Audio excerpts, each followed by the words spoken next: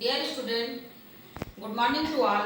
मैं Chandrakala Patel, assistant professor zoology Shaheed Rajiv Pandey, government college Bhatagaon Raipur. Students, last lecture में हमने पक्षी में फ्लाइट एडाप्टेशन के बारे में पढ़ा था। आज के लेक्चर में हम पक्षियों में एक और अन्य एडाप्टेशन जिसको कि पर्चिंग एडाप्टेशन कहते हैं उसके बारे में पढ़ेंगे।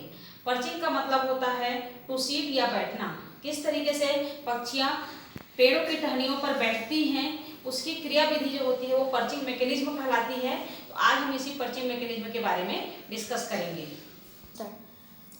जैसा कि अभी मैंने बताया कि पर्चिंग मैकेनिज्म जो होता है वो पेड़ों पर पक्षियाँ किस तरीके से बैठती हैं उनकी क्रिया विधि के बारे में जानना है। हम सभी जानते हैं कि पक्षियों का आश्रय स्थल जो है वृक्ष होता है, और हमने ये भी देखा है कि चाहे तूफानी मौसम हो या फिर रात को सोते समय हो, पक्षियाँ पेड़ों पर बैठे हुए एक पोजीशन पर ही रात बिता देती हैं, गिरती नहीं हैं। तो ऐसा क्या कारण है जिसके कारण से वो पेड़ों पर बैठे बैठे सो जाती हैं, नहीं गिरती?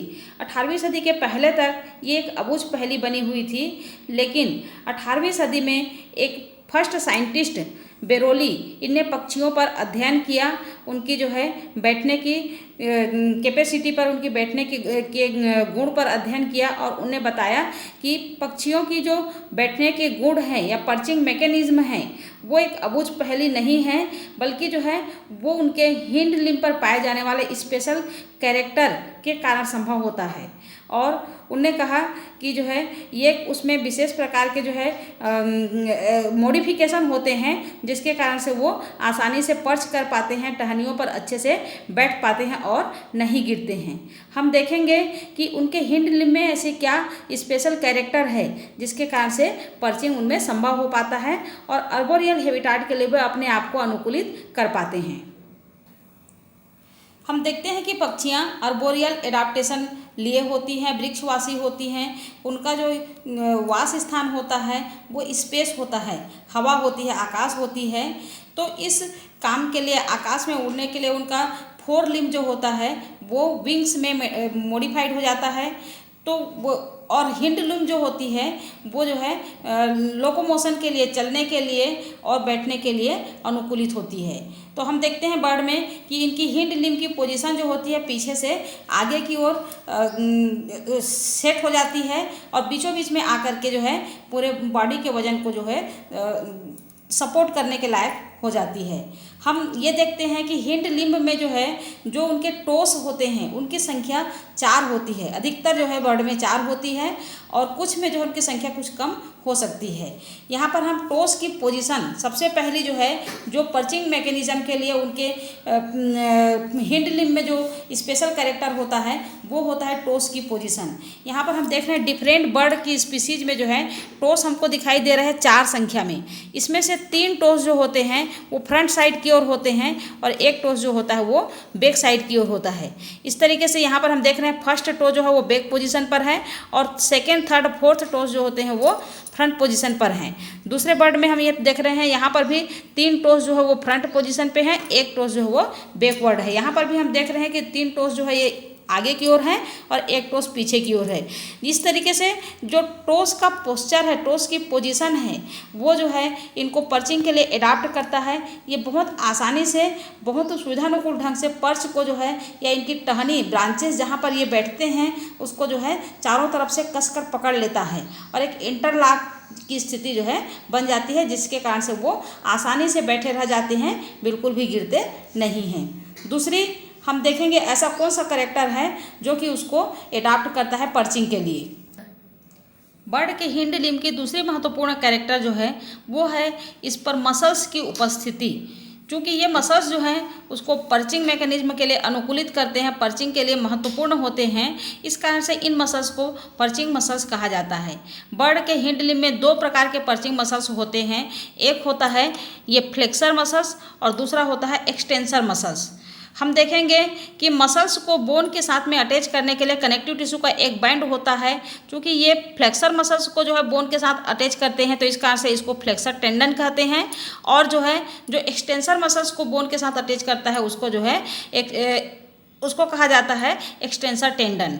यहाँ पर हम देख रहे हैं फ्लेक्सर मसल जो है ये घुटने से शुरू होता है, नी के पास से शुरू होता है और टिबियोटार्सस बोन के साथ जुड़ करके जो है एंकल के थ्रू होते हुए मेटाटार्सस बोन से होते हुए जो है टोस तक पहुँचते हैं।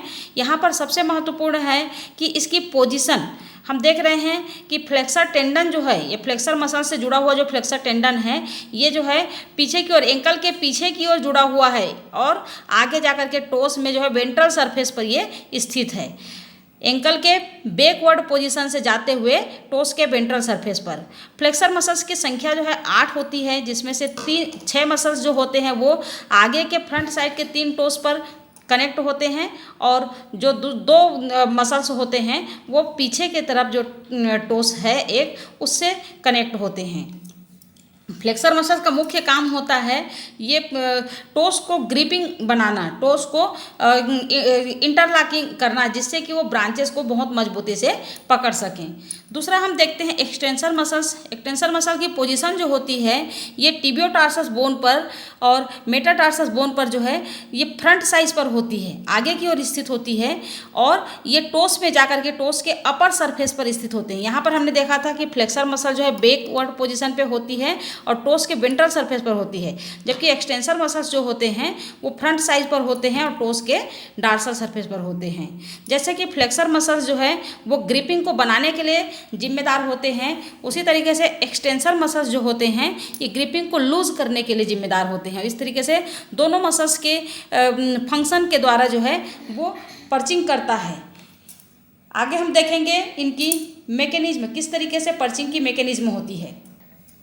बर्ड में पर्चिंग मैकेनिज्म को हम देखें तो हम देखते हैं कि जैसे ही बर्ड ब्रांचेस को टच करता है तो उसके टच करते ही नी और एंकल बोन जो होती है वो एक तरफ से बेंड हो जाती है, दोनों आपस में झुक जाते हैं, जुड़ जाते हैं और जैसे ही ये जुड़ते हैं तो इनके बैकवर्ड पोजीशन पर लगा हुआ जो एक्सटेंसर मसल्स ये फ्लेक्सर मसल्स होता है, ये फ्लेक्सर मसल्स में खिंचाव होती है, जिसके कारण ये टोस के वेंट्रल सरफेस पर लगे हुए जो फ्लेक्सर मसल्स के टेंडन हैं वो खींच जाते हैं और इसके खींचते ही जो है ये टोस आपस में झुक जाते हैं, मुड़ जाते हैं और एक दूसरे को इंटरलॉक कर लेते हैं, जैसे कि इस कंडीशन में दिखाई दे रहा है।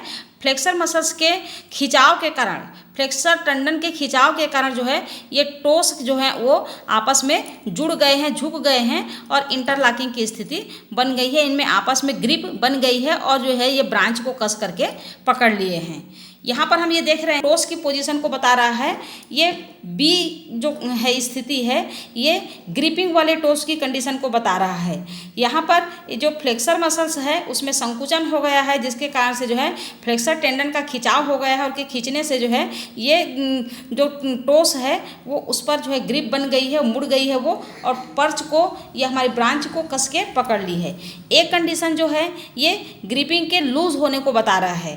तो ऐसा होता है कि जो एक्सटेंसर मसल है, जैसा हमने कहा था कि एक्सटेंसर मसल जो होती है टो के अपर सरफेस पर होती है और जो है वो टिबियोटार्सस मेटाटार्सस बोन के जो है फ्रंट साइड पर होती है।